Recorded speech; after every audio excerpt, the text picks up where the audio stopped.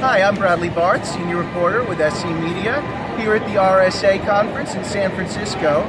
And as always, we're going to interview some of the leading researchers and professionals in the information security space. But this year, we're going to try something a little bit different and, quite honestly, a little bit risky. We're going to take everybody onto the cable car and interview them there. We're going to be riding the Powell High cable car line from Union Square to Fisherman's Wharf. We have 5 guests. It takes about 20 minutes to get to the end of the line. And hopefully, when we reach the end, we're going to have completed all of the interviews. So are we going to do it in time? We'll see. Well, the bell just rang, and I think that means that we're about to be on our way. So we'll meet our first guest. So what do we have with us today? Go ahead, Itzik, introduce yourself. Hi, I'm Itzik Martin, a lead scientist at Imperva, a cybersecurity company protecting web applications and data systems. Got 2 more for you. Thank you, Itzik. And my understanding is that you're going to be leading a presentation at the show, something called AI Deception. Fooling artificial intelligence is easier than you think. So, pretty intriguing title. What does it mean exactly? Okay, so when people hear the term artificial intelligence, they think about intelligent systems, which is right, and we see AI technology flourishing in almost every domain.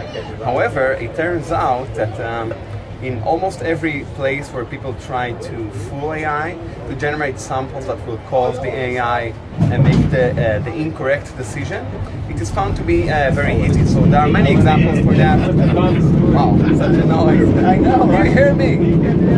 So when people, when you take image processing algorithms, you are able to add some invisible noise to a picture of, let's say, a school bus, and then people will continue to see a school bus, but the AI will see an ostrich. And there are examples like in semantic segmentations, autonomous car AI that looks at the scene to try to understand, to see the cars and the roads and the trees, to add some noise, and then it suddenly sees a large minion or anything that the one that generated this image decided to do. So almost every AI that was tried to be deceived is found to be very easily done.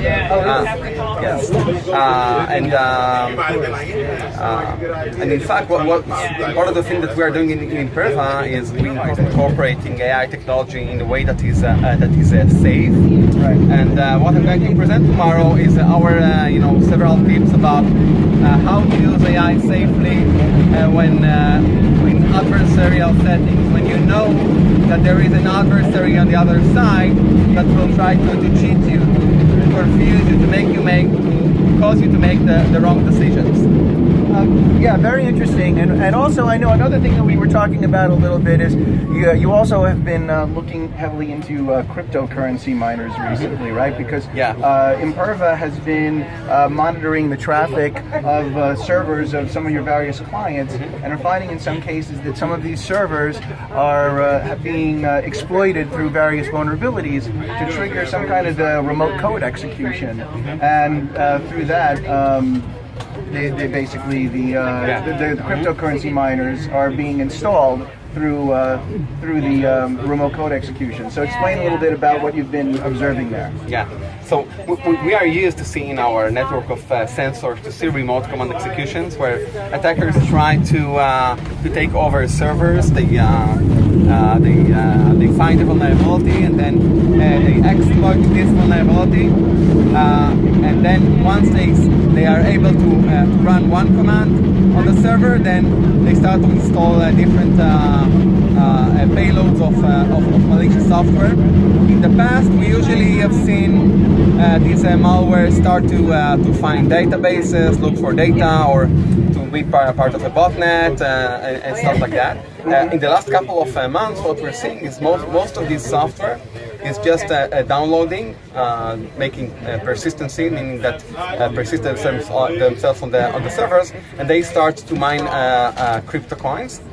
in one of the most interesting examples, what we've seen is not only they started mining crypto coins, they also acted in a warm fashion, meaning that they started to look for other servers they can take over and spread this infection.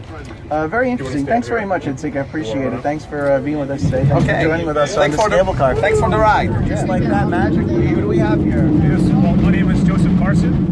I'm the Chief Security Scientist at a company called Flyconic, and we focus on actually protecting privileged accounts and making sure that actually organizations can make sure that they actually add additional security controls to them. And Joseph, it's my understanding that actually you have a book that just recently came out, and it's helpful to basically all levels of users, governments, employees. Tell us a little bit about your book. That's correct. So one of the things that came around from attending many conferences, that I was always asked that how do hackers actually protect themselves.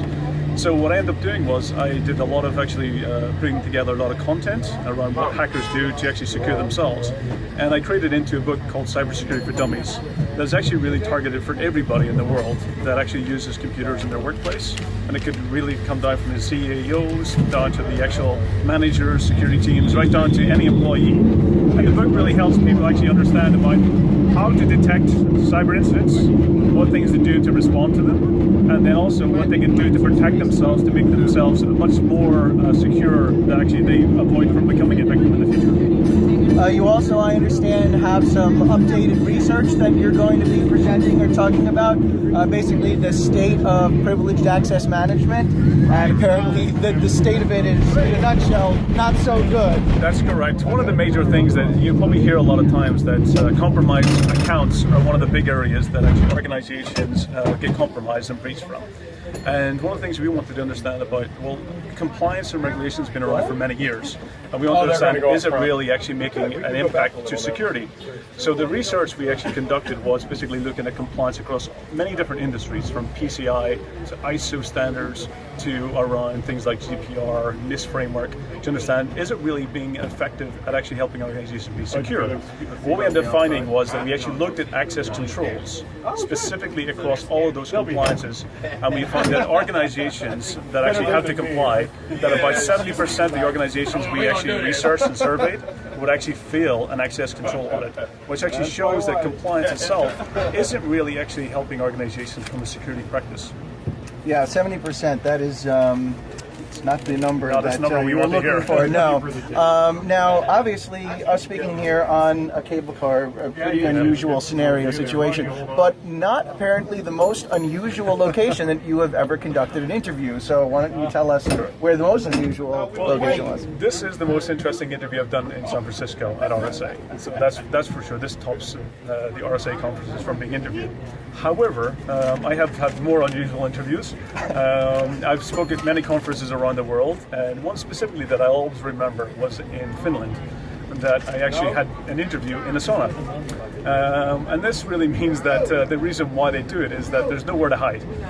So you get asked a lot of questions, and you basically have complete honesty and complete right. So it was one thing that I always remember, and was a very effective interview, and one of the most memorable ones that I've ever had. Yeah, I would think so, in a sauna. Well, I would think the climate out here is a lot nicer than inside of a sauna.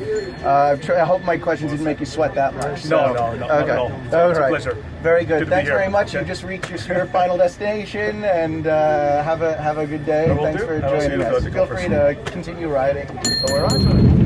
All right, the terrain is starting to get a little hilly here as we are about somewhere around the midpoint, I think, of our journey. So we have another guest here, and Priscilla, why don't you introduce yourself? Hey, I'm Priscilla Moriuchi. I'm the Director of Strategic Threat Development at Recorded Future. We're a threat intel company, and I do research on nation-state threats. Wonderful. Now let's talk about a couple of things that Recorded Future has been working on, including through its insect group research team. So, for starters, No, you're not. You're not. okay, sorry about that. Hey, unpredictable cable car. So one of the things I understand recently you were looking into is a marine variant IoT bot that was targeting the financial sector back in January. Why don't you tell us a little bit about that? Right. So we discovered a very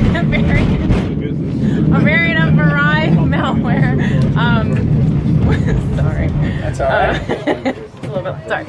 So we discovered a Moriuchi variant botnet was attacking the financial sector, some large financial services companies in January of this year. One of the interesting things was it's the first IoT botnet attack we've really seen since Moriuchi. So it's been about a year and a half.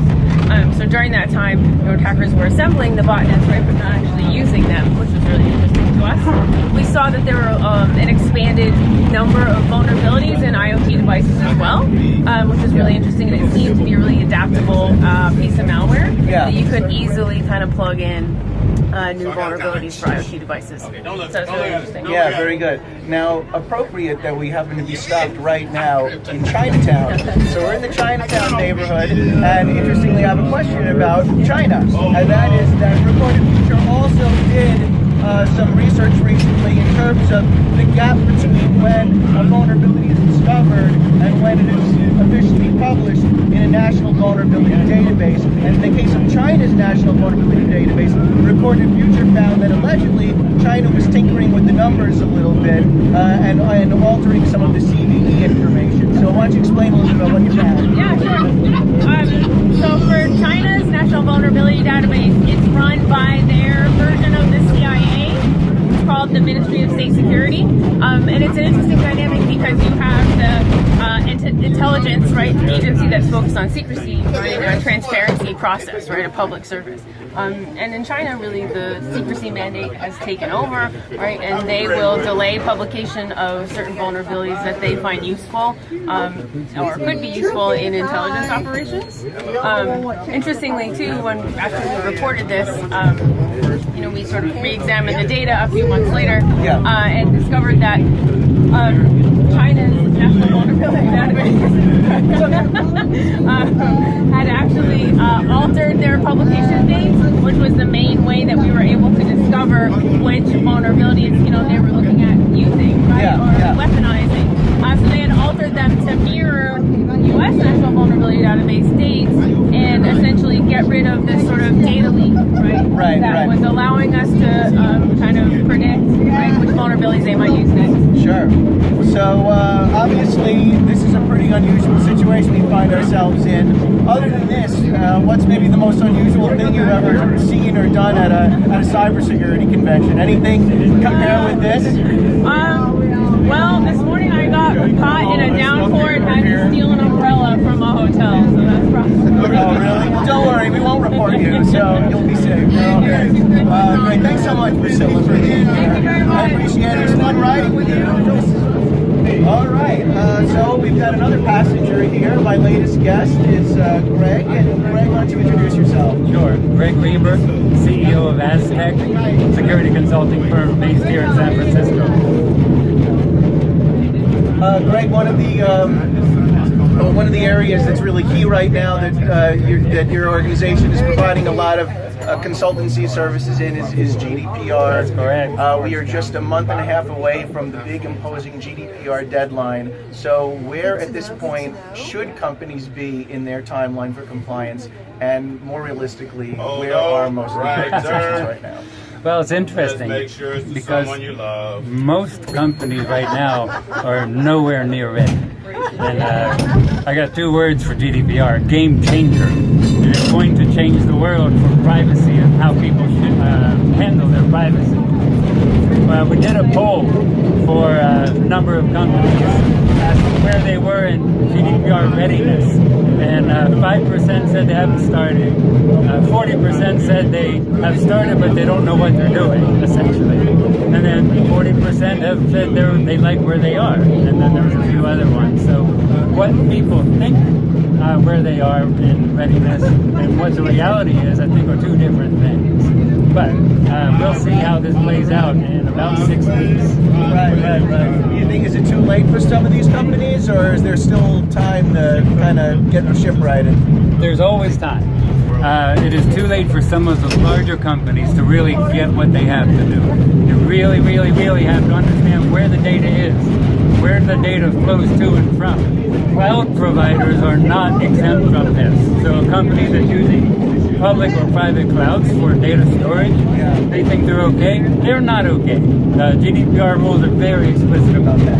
One of the big news events that's happened recently that has major GDPR implications is the Facebook Cambridge Analytica controversy and what was happening to user data and where it was being shared and the controversy surrounding that. So could you provide a little bit of perspective and thoughts on that?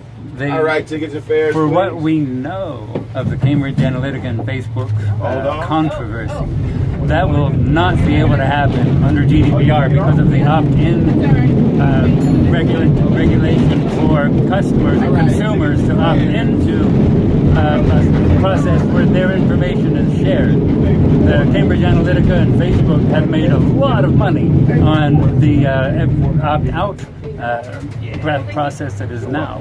So that will change completely, or people will be fined in big ways, up to 2% of global revenue. Sure. Now, shows like RSA, you always end up meeting a bunch of interesting characters and people. We were talking a little bit earlier, and you've had a few pretty interesting encounters with some people at some past RSA shows, right? Yes, I have. RSA used to be held in San Jose, and one of the first times I went was in 1999. And at the time, Jim Bidzos was president of RSA, who's now president of VeriSign, another company that spun off. And I had met him socially a couple of times before that, and then I saw him at the conference, and I said, "Hey Jim, how you doing? You must love this stuff." And he said, "No, Greg, I don't." And I said, "Oh, come on, Jim, this is like RSA." And he stopped, and he turned to me, and he was not very happy. And he said, "No, I hate this." The other funny guy I didn't meet, but I could see here about 3 years ago was Ozzy Osbourne, and he had a couple of female handlers, and he was just like you picture Ozzy Osbourne.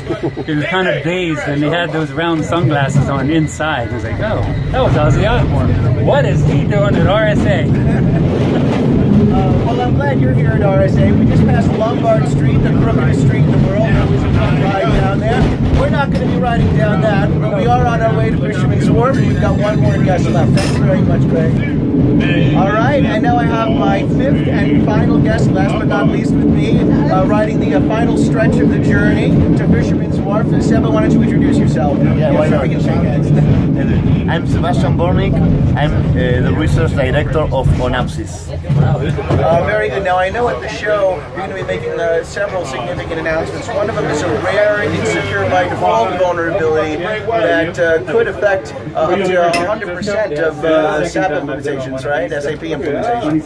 Yeah, exactly. Basically, we are about to announce an interesting piece of. Okay, basically, we are about to announce a report to all SAP customers around the world. Since our research team discovered that an insecure configuration by default could be affecting 9 of 10 SAP customers.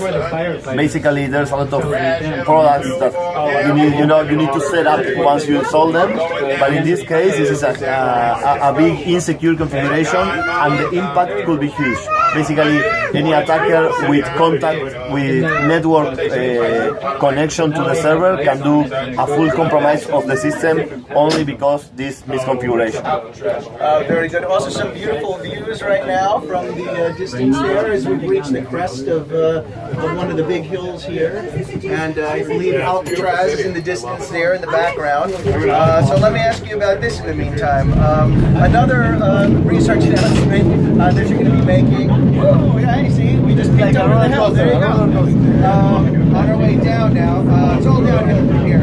Is you found a trove of bugs in password recovery systems, right? A multitude of them. Talk a little bit about what that announcement is about.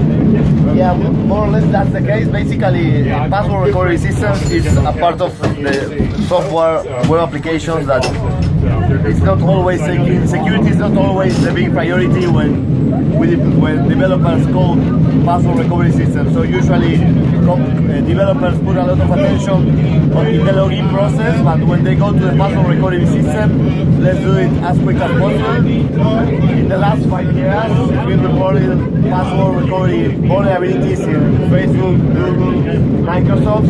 So basically, since we already found hundreds of vulnerabilities in SAP and Oracle, we thought, okay, it could be the case that also recovery systems in business critical applications have a problem. We get into that and we found an interesting amount of vulnerabilities that again could lead to a full compromise of the system if the attacker makes all of these vulnerabilities. We're going to be presenting that in RSA. 2 of our researchers are going to be delivering the talk on Thursday. For companies that have SAP implemented in their organizations, or really any kind of an enterprise type solution, do you just have any general tips for how best to perform vulnerability risk assessment and how best to prioritize vulnerabilities? Well, interesting. Well, of course, for the risk assessment and to discover vulnerabilities, I can recommend our solution. I mean, I'm part of the solution, so the business critical application security market is growing a lot. Before Onapsis was created, nobody was taking care of it, and the market is growing.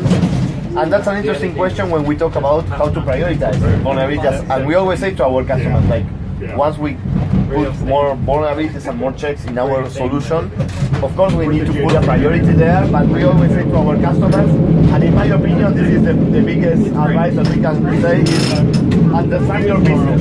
This is the key. I mean, if you understand your business, it could happen that I say that a bug is critical and some other bug is medium priority, but maybe once you understand your business, how the users are using the platform, you can change priority. So no matter what, the magazines, the media, or the security expert says, if you don't understand your business, there's no way to do the right prioritization.